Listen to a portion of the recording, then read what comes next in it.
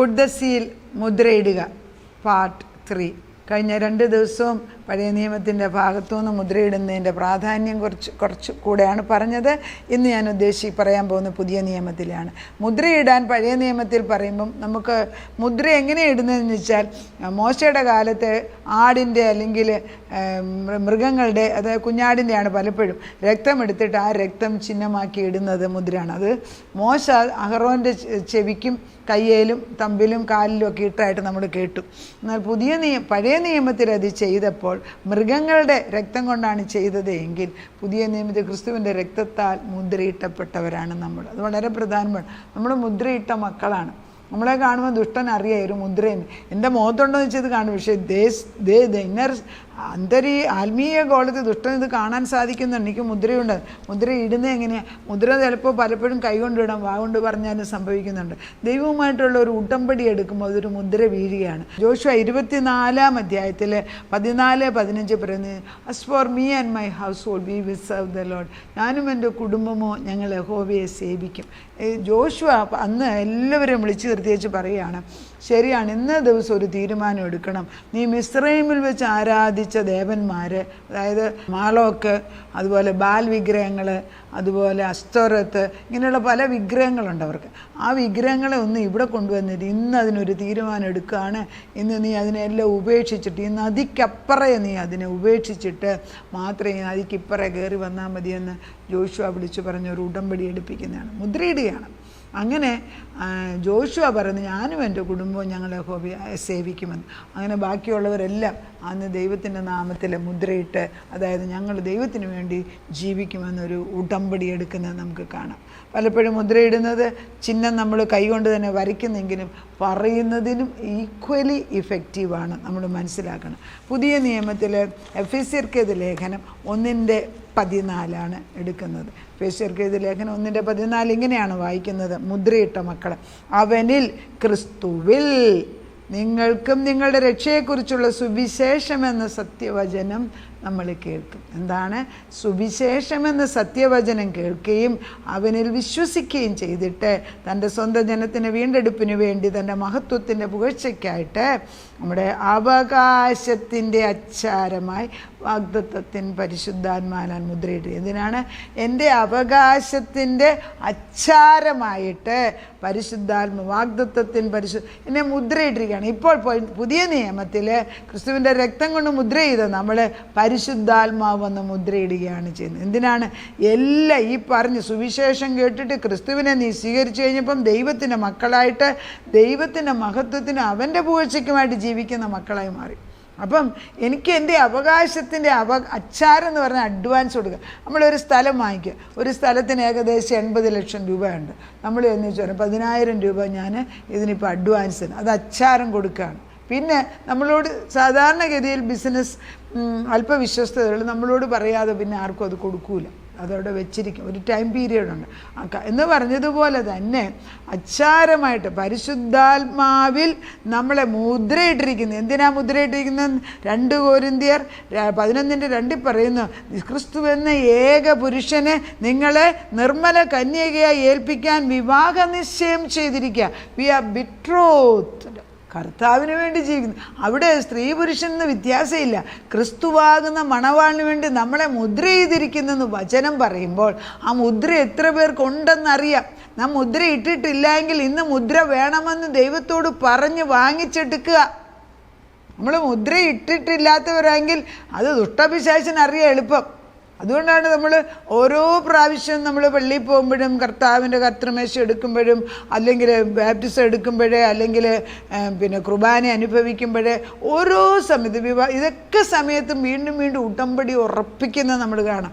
അതും ഒരു മുദ്രയിടയിലാണ്. അപ്പോൾ ഈ എഫെസ്യർക്കെതിരെ ലേഖനം 1:14 ഇങ്ങനെ പറയുന്നു, നമ്മളെ നമ്മളെ അവൻ്റെ മണവാട്ടിയായിട്ട് സകല അവകാശത്തിനുമായി അവൻ്റെ അവകാശത്തിൻ്റെ അച്ചാരത്തിനായിട്ട് നമ്മളെ വാഗ്ദത്തത്തിൻ പരിശുദ്ധാത്മാവിനാൽ മുദ്രയിട്ടിരിക്കുന്നു. എൻ്റെ മേലൊരു മുദ്ര കിടപ്പുണ്ട്. അത് ഞാൻ വിചാരിച്ചാൽ അത് തുടച്ചു മാറ്റാനൊക്കത്തില്ല. അതാണ് അത്ര പ്രാധാന്യമാണ് അതിന്. ഈ മുദ്ര എൻ്റെ മേലിട്ടത് ദൈവമാണ് എങ്കിൽ, എനിക്കതിന്മേൽ ഉറപ്പുണ്ട് എങ്കിൽ ആ മുദ്ര എങ്ങനെ പൊട്ടിക്കാൻ സാധിക്കും? മുദ്ര ആർക്കെങ്കിലും പൊട്ടിക്കാൻ നോക്കുക? വെളിപ്പാടിനകത്ത് വായിക്കുന്നില്ലേ? വെളിപ്പാടിനകത്ത് മുദ്ര 7 സീൽ ചെയ്തിരിക്കുന്ന പുസ്തകം മുമ്പിൽ കൊണ്ട് വെച്ചിരിക്കുകയാണ്. ഈ പുസ്തകം തുറക്കാൻ ആർക്കും കഴിയത്തില്ലയോ എന്ന് പറഞ്ഞ് യോഹന്നാൻ കരയുകയാണ്. കരയുമ്പോഴാണ് ദൈവദൂതൻ വന്നേച്ച് പറഞ്ഞ് ഭയപ്പെടണ്ട, കരയണ്ട. ദൈവം കുഞ്ഞാട് വന്ന് നമുക്ക് വേണ്ടി രക്തം ചൊരിഞ്ഞ് കുഞ്ഞാട് വന്ന് ഈ മുദ്ര പൊട്ടിച്ച് വായിച്ചു തരുമെന്ന് പറയുന്നത്. കഴിഞ്ഞിട്ടാണ് ഇവനെ മുദ്ര പൊട്ടിച്ച് വായിച്ച് കേൾപ്പിക്കുന്നത്. മുദ്രയിട്ട വ്യക്തികളാണ്. നമ്മുടെ മേൽ മുദ്രയുണ്ടോ? നമ്മുടെ മക്കളുടെ മേലുണ്ടോ? ഭർത്താക്കന്മാരുണ്ടോ? മുദ്ര ഇടുക. ഈ സമയത്ത് ഇടുകയാണ് ഞാൻ പറയുന്നത്. നമ്മൾ ചുമ്മാതെ അവിടെ ഇവിടെയൊക്കെ പോയി ഓരോന്ന് പ്രാർത്ഥിച്ചേച്ച് തിരിച്ചു വരുമ്പോഴും ഈ മുദ്രയില്ല എങ്കിൽ കുറച്ച് നാളത്തേക്ക് അതിൻ്റെ ഒരു പവറുണ്ട്. പക്ഷെ അത് കഴിയുമ്പോൾ ഇതൊക്കെ നമ്മൾ തന്നെ ചെയ്യേണ്ടതാണ്. ആര് പഠിപ്പിക്കുന്നു എന്ന് ചോദിച്ചാൽ സ്ത്രീകളിൽ ജ്ഞാനമുള്ളവർക്കറിയാം. എൻ്റെ കൂടെയൊക്കെ പ്രാർത്ഥിക്കുന്ന സ്ത്രീകൾക്ക് നല്ല ജ്ഞാനവും വിവേകവും ഉണ്ട്. അവർ വന്നു കഴിഞ്ഞാൽ പിന്നെ നമ്മുടെ ഗ്രൂപ്പിൽ വന്നു കഴിഞ്ഞാൽ പിന്നെ എന്തുമാത്രം വ്യത്യാസ ഭവനങ്ങളിൽ വരുന്നത്. കാരണം സത്യവചനങ്ങൾ അവരറിയുമ്പോൾ നമുക്ക് തന്നെ ചെയ്യാവുന്ന നമ്മൾ ചെയ്തെടുക്കണം. അതിനിപ്പോൾ നമുക്ക് വേറൊരാളെ സഹായത്തിനൊന്ന് ചോദിച്ചു നോക്ക്, ആര് വരും? ഇപ്പോഴത്തെ കാലത്ത് അങ്ങേയറ്റം സ്വാർത്ഥത, ആർക്കും നേരെയില്ല. 1 2 എല്ലാവർക്കും അവരവരുടെ ഭാരമുണ്ട്. പക്ഷെ വചനം ഇല്ലേ കയ്യിൽ? എന്താ പറയുന്നത്? വെളിപ്പാടിൻ്റെ 7:3 പറയുന്നത്. വെളിപ്പാടിൻ്റെ 7:2-3 നമുക്കതൊന്ന് വായിക്കാം. മുദ്രയിടുക. അപ്പോൾ ഈ മുദ്ര നമുക്ക് 7:2 വെളിപ്പാടിൻ്റെ 7:2-3 മറ്റൊരു ദൂതൻ ജീവനുള്ള ദൈവത്തിൻ്റെ മുദ്രയുമായി കിഴക്ക് നിന്ന് കയറുന്നതും കണ്ടു. അവൻ ഭൂമിക്കും സമുദ്രത്തിനും കേടുവരുത്തുവാൻ അധികാരം ലഭിച്ച 4 ദൂതന്മാർ നമ്മുടെ ദൈവത്തിൻ്റെ ദാസന്മാരുടെ നെറ്റിയിൽ ഞങ്ങൾ മുദ്രയിട്ട് കഴിയുവോളം ഭൂമിക്കും സമുദ്രത്തിനും വൃക്ഷത്തിനും കേടുവരുത്തുന്നവർ എന്താ? മുദ്രയിട്ടവരുടെ മേൽ തൊട്ടുപോയേക്കരുത്. അതാണ് ഞാനും പറയുന്നത്. മുദ്രയിടും. അത് പാസ്റ്റ് തൊട്ട് വെളിപ്പാട് വരെ മുദ്രയിടുന്നതിനെ കുറിച്ച് പറയുന്നുണ്ട്. ദൈവം ഉൽപ്പത്തി തുടങ്ങിയ മുദ്രയിടയിൽ വെളിപ്പാടിൽ വരെ നമ്മൾ കാണുകയാണ്. അപ്പം നമ്മൾ ഈ വാക്യം വെളിപ്പാടിൻ്റെ രക്ഷദാനമാണെന്ന് വിളിച്ചു പറയുകയാണ്. ഇത് രക്ഷ തരുന്നത് ഒരു മുദ്രയിടയിലാണ്. വെളിപ്പാടിൻ്റെ 9:4 നെറ്റിയിൽ ദൈവത്തിൻ്റെ മുദ്രയില്ലാത്ത മനുഷ്യർക്കല്ലാതെ ഭൂമിയിൽ പുല്ലിനും പച്ചയായതൊന്നിനും യാതൊരു വൃക്ഷത്തിനും കേടുവരുത്തുന്ന അതിന് കൽപ്പനയുണ്ടായി. ദൈവം കൽപ്പന അയക്കുകയാണ്. It's an order and edict from the living God. ദൈവത്തിൻ്റെ മുദ്രയില്ലാത്ത വ്യക്തികൾക്ക് മാത്രമേ ദുഷ്ടശക്തികൾക്ക് തൊടാൻ അവകാശമുള്ളൂ. നമ്മൾ പ്രൊട്ടക്റ്റഡ് ആണ്. പക്ഷെ മുദ്രയുണ്ടെന്ന് എത്ര പേർക്ക് അറിയാം? നമ്മൾ ഈ ആവലാതി പറയുമ്പം വേദപുസ്തകം എടുത്ത് വായിച്ചിട്ട് മുദ്രയിടുക. എഫെസ്യർക്ക് എഴുതിയ ലേഖനം 1-ാം അധ്യായത്തിൻ്റെ 14-ാം വാക്യം എടുത്തിട്ട് നമ്മൾ തന്നെ വായിച്ചിട്ട് ഉറപ്പിക്കുക. 2 കൊരിന്ത്യർ 11:2 എടുക്കുക. ഇതൊക്കെ നമുക്ക് വേണ്ടി ദൈവം തന്നിരിക്കുന്നതാണ്. വെളിപ്പാട് 14 അതുപോലെ തന്നെ 1 ഫസ്റ്റ് ഫ്രൂട്ട്. പിന്നെ ഞാൻ സിയോൻ മലയിൽ കുഞ്ഞാടും അവനോടുകൂടെ നെറ്റിയിൽ അവൻ്റെ നാമവും പിതാവിൻ്റെ നാമവും എഴുതിയിരിക്കുന്നു. 144,000 പേരും നിൽക്കുന്നത് കണ്ടു. അവർ കന്യകമാർ, സ്ത്രീകളോടുകൂടെ മാലിന്യപ്പെടാത്തവർ. അതായത് അത് പിന്നെ ഈ ട്രിബുലേഷൻ പീരിയഡിൽ തിരഞ്ഞെടുത്ത മക്കളാണെന്ന് ചിലർ പറയുന്നു. എങ്ങനെയാണെങ്കിലും അത് കഴിയുമ്പോൾ ഒരു വലിയ സമൂഹം, ജാതികളുടെ സമൂഹം ദൈവത്തെ കണ്ടത് എണ്ണിക്കൂടാൻ വയ്യാത്തതായ ഒരു ജനസംഖ്യയാണ് സ്വർഗത്തിൽ പിന്നെ കാണുന്നത്. അവരെല്ലാം മുദ്രയിട്ടവരാണ്.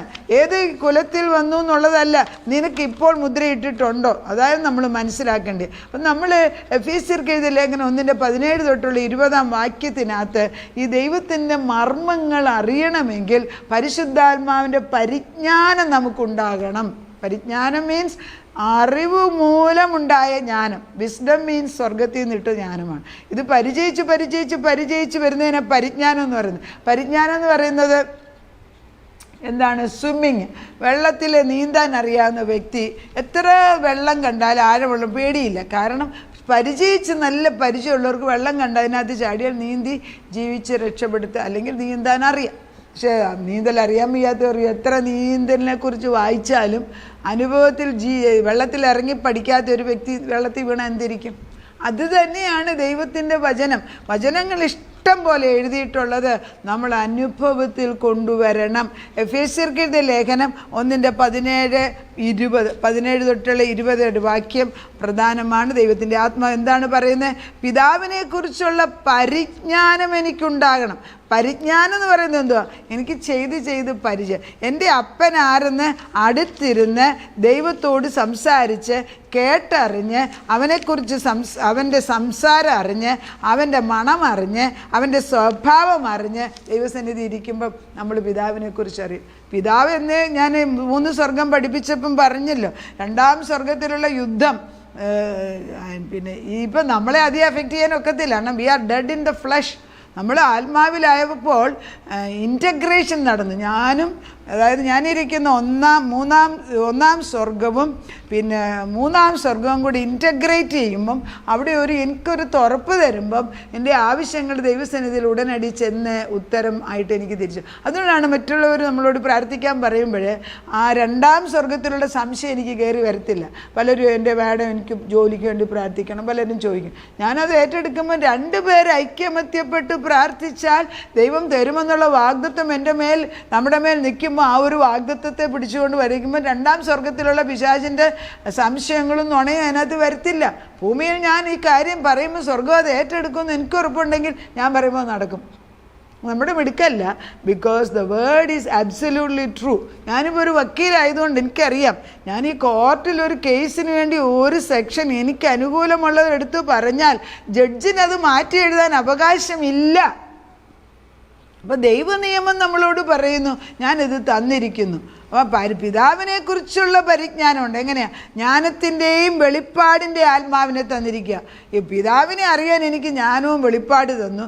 എൻ്റെ ഹൃദയത്തിൻ്റെ ദൃഷ്ടി തുറന്നിട്ട് എൻ്റെ വിളിയാലുള്ള ആശ എന്നെ വിളിച്ചിരിക്കുന്നത് ഞാൻ ദൈവം മക്കളാണെന്നറിയാൻ. വിശുദ്ധന്മാരിൽ അവൻ്റെ അവകാശത്തിൻ്റെ മഹിമാധനം ഇതറിയണം. ഇതിനെക്കുറിച്ച് ഞാൻ വീണ്ടും പഠിപ്പിക്കുന്നതായിരിക്കും. ബലത്തിൻ്റെയും വല്ലഭത്തിൻ്റെയും വ്യാപാരത്തിൽ വിശ്വസിക്കുന്ന നമുക്ക് അവൻ്റെ ശക്തിയുടെ അളവറ്റ വലിപ്പം എന്നതെന്നറിയാൻ വേണ്ടി ദൈവം നമ്മളെ അതിനുവേണ്ടി പ്രാർത്ഥിക്കുകയാണ്. പൗലോസ് ഞാനും അതുതന്നെയാണ് പറയുന്നത്. പ്രാർത്ഥന വചനം എടുത്തു വെച്ചിട്ട് എന്നോട് ഒരാൾ രാവിലെ എങ്ങനെയാണ് പ്രാർത്ഥിക്കും, ഞാൻ ഈ രാവിലെ പ്രാർത്ഥിക്കുന്ന വചനം എടുത്തു വെച്ച് ഇപ്പോൾ എൻ്റെ വചനമാണ് നിങ്ങൾ കേൾക്കുന്നെങ്കിൽ വചനം അത് കഴിയുമ്പോൾ ഒരു പ്രാർത്ഥനയുണ്ട്. ആ പ്രാർത്ഥന മതി ദൈവസന്നിധിയിൽ. നമുക്ക് നമ്മളിരിക്കും അയ്യോ അവർക്ക് വേണ്ടി പ്രാർത്ഥിച്ചില്ലല്ലോ. ഭർത്താവ് എല്ലാവർക്കും വേണ്ടി എപ്പോഴും പ്രാർത്ഥിക്കാൻ ഒക്കുമോ? ഒരു ദിവസം 4 പേർക്ക് വേണ്ടി എടുക്കുക, വേറെ ദിവസം വേറൊരാൾക്ക് വേണ്ടി എടുക്കുക. എല്ലാ വിഷയവും ഒന്നിച്ചെടുക്കാൻ ഒക്കുമോ? God knows. അതുകൊണ്ട് മോർണിംഗ് പ്രെയർ പ്രഭാത പ്രാർത്ഥന അറിയാവുന്ന ഒരു ചൊല്ലണം. അതല്ല എങ്കിൽ ഈ 7 മണിക്ക് വരുന്ന എൻ്റെ ഈ വചനം കേൾക്കുമ്പോൾ അവസാനം ഒരു പ്രാർത്ഥനയുണ്ട്. അത് സ്വർഗം അംഗീകരിക്കുന്ന പ്രാർത്ഥന തന്നെയാണ്. അതിൽ നമ്മൾ കവർ ചെയ്ത് കഴിഞ്ഞാൽ അന്ന് വരെയുള്ള പ്രൊട്ടക്ഷൻ നമുക്ക് അതിനകത്ത് കിട്ടും.